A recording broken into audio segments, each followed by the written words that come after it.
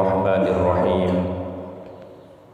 Alhamdulillahi rabbil alamin. Wassalatu wassalamu ala asyrafil anbiya'i wal mursalin Sayyidina wa maulana Muhammadin wa ala alihi wa ashabihi ajma'in, amma ba'du. Hadirin para jamaah salat subuh Masjid Hadhil Mubarak, sedaya para mustami'in mustami'at ingkang dipun rahmati kaliyan Allah. Syukur alhamdulillah pagi ini kita berjumpa kembali dalam kajian rutin kitab Al-Jawahir Lama'ah fi Asyratis Sa'ah, tanda-tanda kiamat yang harus kita kenali sedini mungkin, karena kita hidup di akhir zaman yang suatu saat akan mengalami berbagai masalah-masalah yang menjadi tanda-tanda datangnya kiamat. Tentunya kajian ini sebagai peringatan buat kita agar tetap waspada dan tetap semangat istiqomah menjalankan ibadah sebagai bekal kita intiqal ila rahmatillah. Kita awali dengan bacaan suratul Fatihah. Semoga kajian pagi ini menjadi ilmu yang manfaat, keterangan yang barokah, membawa maslahat bagi kita, keluarga kita, anak cucu kita, maupun orang-orang yang mengikuti kajian dimanapun berada. Ala hadhihi niyah wa ala kulli niyatin sholihah wa ala ma nawa salafunas sholihin wa ala ma nawa sahibu hadzal kitab wa misbah al-mustafa. Al-Fatihah. Bismillahirrahmanirrahim. Alhamdulillahi rabbil alamin, arrahmanir rahim, maliki yaumiddin. Iyyaka na'budu wa iyyaka nasta'in, ihdinas siratal mustaqim, siratal ladzina an'amta 'alaihim ghairil maghdubi alaihim waladdallin. Kajian kita sampai pada halaman 69. Bismillahirrahmanirrahim. Sayakunu bakal wujud fi ummati ing dalem umat ingsun sapa aqwamun pira-pira kaum yata'aqa kang bakal nandangi sapa fuqaha wong pinter-pintere aqwam Abdulal masaili ing angel-angele masalah. Ulaika utawi mengkono-mengkono aqwam iku siraru ummati, elek-eleke umat ingsun. Bak berarti hadis niki rawahu Tabrani an Thauban Sotha, niki tandane nek hadis niki sahih. Kanjeng Nabi Muhammad sallallahu alaihi wasallam mengatakan, sayakunu fi ummati. Nek enten fi'il mudhari kemasukan sin utawa saufa, itu menunjukkan sesuatu yang akan terjadi. Niki Kanjeng Nabi ingkang dawuh, suatu saat akan terjadi pada umatku banyak kaum, banyak gerombolan-gerombolan, banyak kelompok-kelompok, yang di dalam kelompok itu akan banyak orang-orang yang pinter. Dan orang-orang pinter itu membicarakan berbagai masalah-masalah yang sulit. Terus Kanjeng Nabi, ulaika syiraru ummati, kaum atau kelompok-kelompok itu adalah sejelek-jeleknya umatku. Hadirin para rawuh sedaya ingkang kawula hormati, kita tahu kalau di dalam urusan agama, urusan akidah, urusan syariat, kualitas manusia di zaman Nabi Muhammad sampai sekarang itu kualitasnya bukan semakin meningkat tapi semakin menurun. Mulakno Kanjeng Nabi nate dawuh khairul quruni qarni summal ladzina yalunahum summal ladzina yalunahum. Sebaik-baiknya abad adalah masaku, jare Kanjeng Nabi. Jadi kekuatan akidah, kekuatan iman itu beda. Saapi-apike wong nggih di masa Rasulullah nggih niku para sahabat. Jadi para sahabat itu dari segi keimanan, dari segi kualitas ibadah itu paling hebat. Tsummal ladzina yalunahum, lalu bawahnya ngoten Pak. Jadi zaman sahabat itu zaman yang terbaik. Baru zaman para tabi'in, kemudian atba'ut tabi'in sampai ke bawah. Dadi cara gampangane ngeten. Kualitas kita ini masih jauh dengan kualitas leluhur kita. Maksudnya ngoten nggih.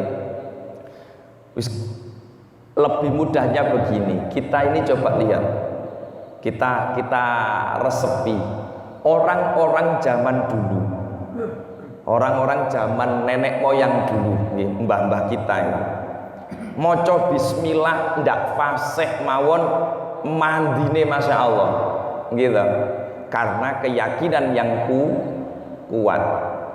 Lah kita ini banyak yang sudah pinter ngaji, maca Qur'ane apik-apik, membaca Fatihahnya fasih, bismillahnya fasih, tapi nopo kok gak patek mandi. Kenapa tidak begitu manjur? Karena tingkat kualitas keimanan kita itu beda, beda kelas dengan orang-orang sebelum kita. Oleh karena itu tsummal ladzina yalunahum tsummal ladzina yalunahum. Kalau urusan akidah, urusan keimanan, semakin dekat masa seseorang dengan Nabi semakin baik. Tapi kalau dalam hal ilmu pengetahuan, zaman Rasulullah jauh dengan zaman kita. Zaman Nabi Muhammad belum ada YouTube, gitu.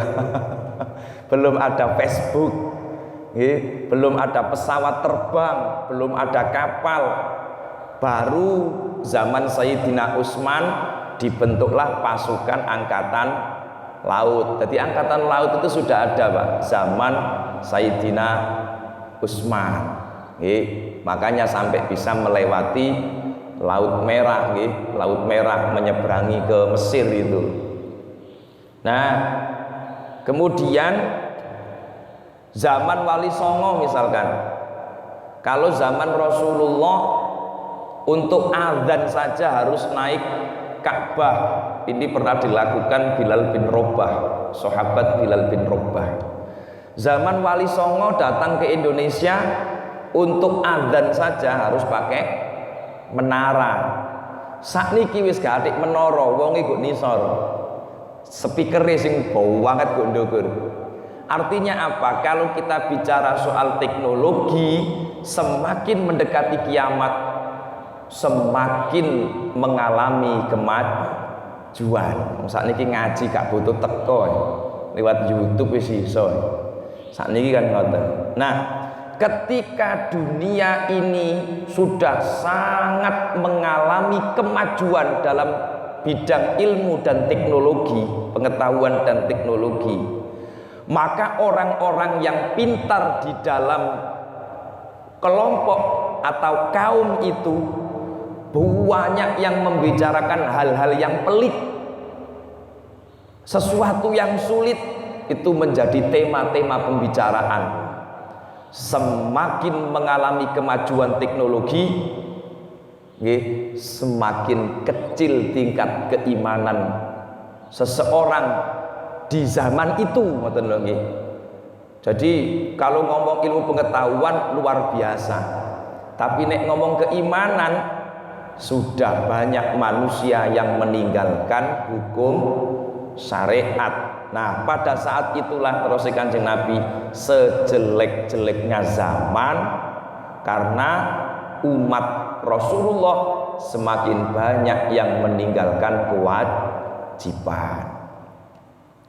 Saya kuno bakal ono iku bakti tetep sause ingsun khulafa usapa pira-pira pengganti ingsun, wa mimba til khulafa ilan iku tetep ing dalem sause pira-pira khalifah umara utawi pira-pira kepala, wa mimba til umara ilan iku tetep ing dalem sause pira-pira kepala mulukun utawi pira-pira raja, wa mim ba'dil mulukilan iku tetep ing dalem sause pira-pira raja jababiratu utawi pira-pira wong kang padha menang-menangan, tsumma yakhruju mongko nuli metu sapa rajulun wong lanang siji min ahli baiti kang tetep saking ahlul bait keluargane Kanjeng Nabi, yamla uka ngebaki sapa rajul al ardo ing bumi adlan ing keadilan,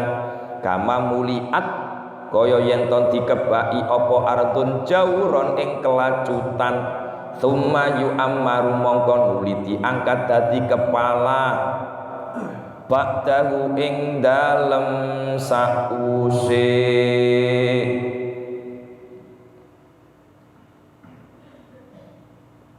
rajul sapa al-Qahtani wong turunan Qahtan, fawalladzi mongko demi Allah ba'atha kang ngutus sapa alladzini ing ingsun bil haqi kelawan hak, ma ora ana utawi iku huwa tetep ing dalem ma huwa ora ana utawi iku bidunihi tetep ing dalam sak ngisore derajate rajul. Tobak hadis riwayat Tabrani. Nah, hadis ini sering disebut-sebut oleh para ustadz, para kiai yang membicarakan soal khilafah. Muka-muka cukup.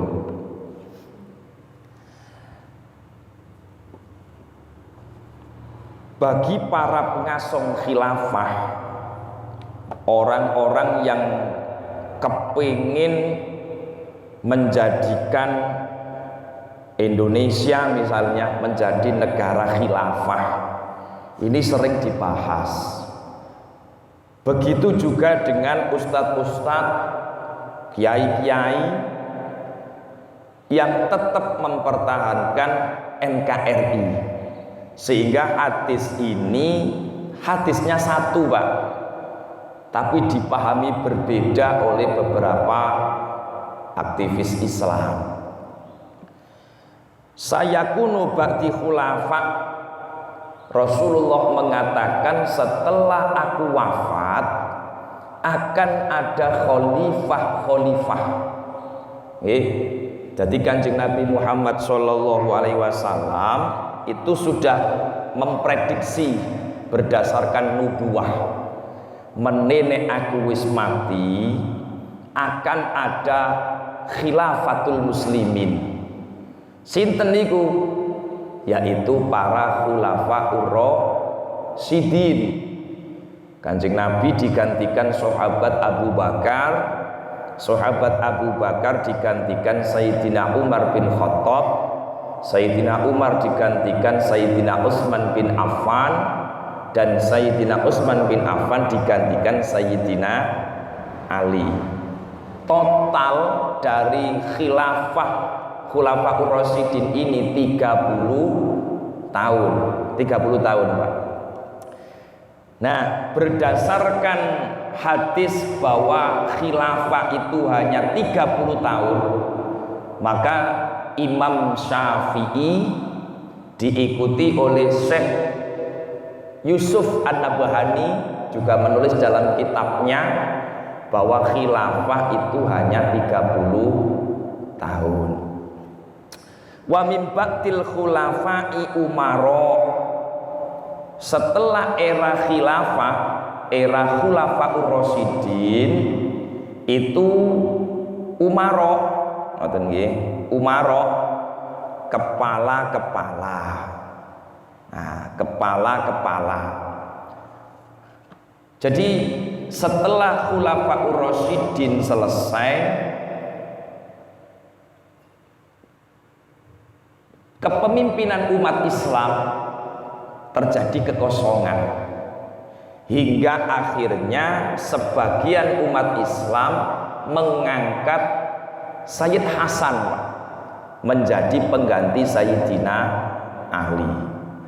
Tetapi di sisi lain sahabat Muawiyah bin Abu Sufyan menolak, maka terjadilah perang saudara Tasya. Pada akhirnya Sayyid Hasan itu tidak mampu mengemban lagi kepemimpinan umat Islam karena tidak tega tertumpahnya darah umat Islam begitu banyak. Maka dengan perjanjian-perjanjian Sayyid Hasan menyerahkan kekuasaan itu pada Muawiyah hingga akhirnya berdirilah dinasti Umayyah. Ketika Muawiyah sudah diangkat menjadi khalifah atas dukungan orang-orang Kufah, Sayyid Husain kembarani Sayyid Hasan itu diminta datang ke Irak untuk diangkat menjadi khalifah karena dianggap kepemimpinan Muawiyah bin Abu Sufyan tidak sah. Tetapi dalam perjalanan di padang Karbala, Yazid bin Muawiyah putrane Muawiyah niku dengan pasukannya membantai rombongan Sayyid Husain. Bahkan Sayyid Husain dipenggal kepalanya, dicocok kepalanya dengan pedang, diarak di tengah kota, terus diwadahi nopo baskom, dibawa ke depan khalifah sampai sebegitunya. Ya.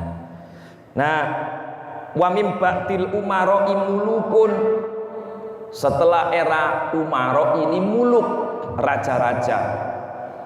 Sejak zaman dinasti Umayyah itu sebenarnya hakikatnya sudah tidak ada khalifah. Kenapa? Karena sistem pemerintahannya sudah bukan demokrasi lagi, tapi dinasti. Bahasa lari sekolah niku monarki absolut, kekuasaan yang turun temurun. Jadi Khalifah Muawiyah bin Abu Sufyan itu gelare mawon khalifah, tapi sistem pemerintahannya sudah bukan khilafah. Kenapa? Karena beliau sudah menghapus sistem pemilihan. Sayyidina Abu Bakar itu dibaiat melewati pemilihan di Balairung Bani Sa'idah. Kemudian Khalifah Umar bin Khattab itu melewati penunjukan, ditunjuk langsung oleh Abu Bakar. Sayyidina Utsman itu dipilih melewati forum. Wong NU niku nek ngarani tim ahwa, tim formatur. Jadi Sayyidina Utsman itu dipilih melewati tim formatur. Sayyidina Ali itu dipilih melewati jalur aklamasi, kesepakatan, Pak. Sayyidina Ali ya, oke, deal, aklamasi bareng-bareng. Nah, sistem itu dihapus oleh Khalifah Muawiyah bin Abu Sufyan setelah beliau dipilih menjadi khalifah pertama. Beliau menggunakan sistem dinasti kerajaan, Pak, dinasti Umayyah. Jadi Muawiyah bin Abi Sufyan sadurunge wafat sudah memilih putranya namanya Yazid bin Muawiyah menjadi putra mahkota. Yazid bin Muawiyah sebelum wafat sudah menunjuk anaknya Muawiyah bin Yazid.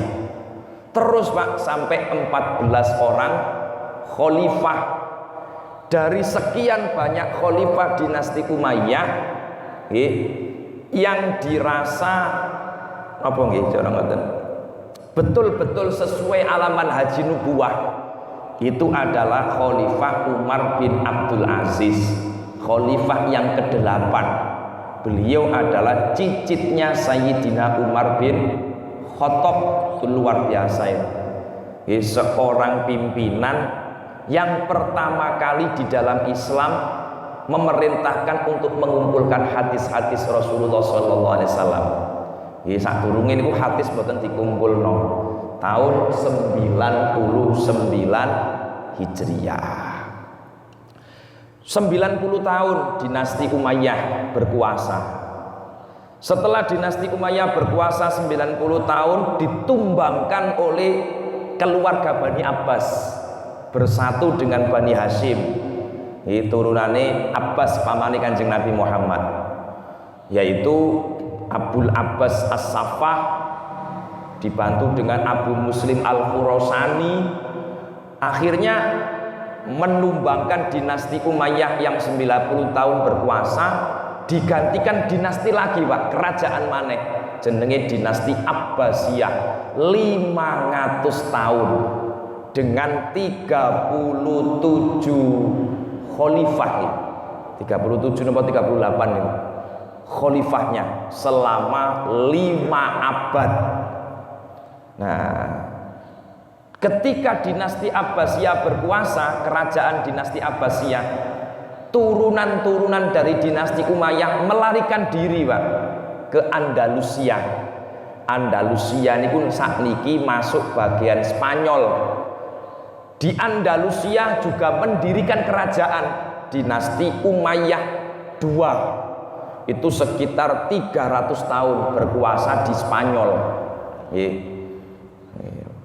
Meskipun Islam berkuasa di Spanyol niku sampai ratusan tahun, pada kenyataannya Islam juga hancur di sana.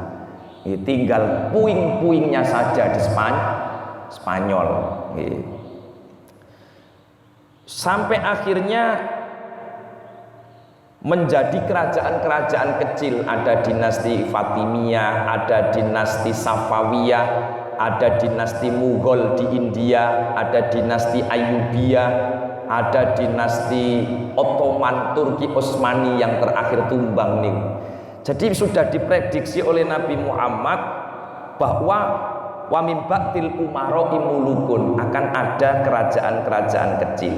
Wa min ba'dil muluki jababiro, setelah era kerajaan-kerajaan akan ada orang-orang yang menang-menangan. Ini negara bangsa, pemilu sapa sing kuat ya sing milihake ya menang lah ngoten nggih. Ini negara-negara bangsa. Sekarang sudah bukan eranya kerajaan Demak, kerajaan Mataram, kerajaan Pajang sudah nggak ada. Apalagi kerajaan Majapahit, Sriwijaya sudah nggak ada lagi ya. Kerajaan Kediri nggak ada sudah. Sekarang eranya era negara bangsa, gitu. Jadi wa mim ba'dil muluki jababiro. Setelah era negara-negara bangsa ini selesai, tsumma yakhruju rajulun min ahli baiti yamla'ul ardo adlan kama muliat jawron. Suatu saat, cari Nabi Muhammad, akan muncul seorang laki-laki dari dzurriyyah Rasulullah sallallahu alaihi wasallam yang akan memimpin dunia. Ulama-ulama Ahlussunnah wal Jamaah sepakat beliau adalah Imam Mahdi yang diprediksi akan keluar suatu saat. Imam Mahdi yang sudah pernah saya sampaikan tempo hari, dan nanti perjuangan Imam Mahdi akan dilanjutkan Nabi Isa alaihi salam. Setelah itu nggih disambung dengan turunan Qahtan. Allahu a'lam nggih. Masya Allah. Jadi semua yang saya sampaikan ini merupakan tanda-tanda kiamat yang sudah diprediksi oleh Kanjeng Nabi Muhammad.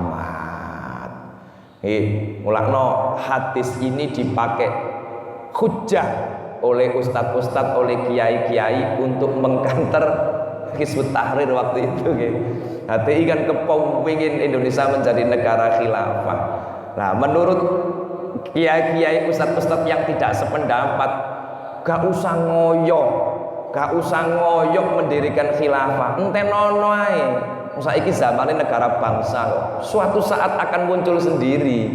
Gak usah dioyok. Tunggu saja datangnya Imam Mahdi. Ngoten mawon. Itu yang dipakai hujah oleh teman-teman Ahlussunnah wal Jamaah. Itu saja yang bisa kita bahas. Semoga menjadi wawasan dan kewaspadaan bagi kita untuk tetap istiqomah di jalan Allah, mengikuti perilaku Rasulullah, agar kita selamat di setiap fitnah-fitnah di akhir zaman. Allahumma amin. Al-Fatihah.